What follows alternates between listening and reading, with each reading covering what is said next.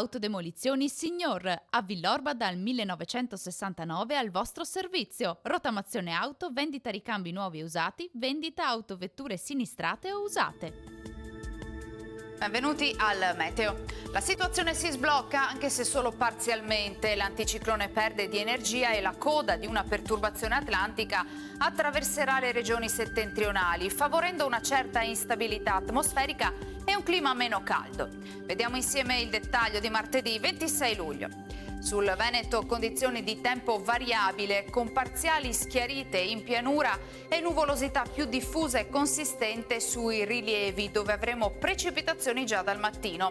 Rovesci e temporali interesseranno progressivamente un po' tutte le zone. Diradamento dei fenomeni fino ad essere quasi assenti alla sera. Non aspettiamoci il fresco, ma comunque abbandoneremo i valori estremi di questi giorni. Le temperature minime saranno comprese tra i 16 e i 22 gradi, le massime invece oscilleranno tra i 31 e i 34 gradi. Spostiamoci ora sul Friuli Venezia Giulia, anche in questo caso avremo temporali sparsi, localmente anche forti, abbondanti specie sui monti. In serata tempo più stabile, soffierà poi bora moderata. Temperature minime sui 19-23 gradi, massime intorno ai 31-34 gradi. Infine diamo uno sguardo al Trentino Alto Adige, non cambia la situazione, rovesci e temporali sparsi fin dal mattino ma in cessazione con il passare delle ore.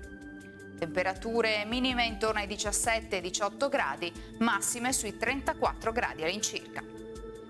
Dal meteo di Antenna 3 per ora è tutto, grazie per l'attenzione, arrivederci.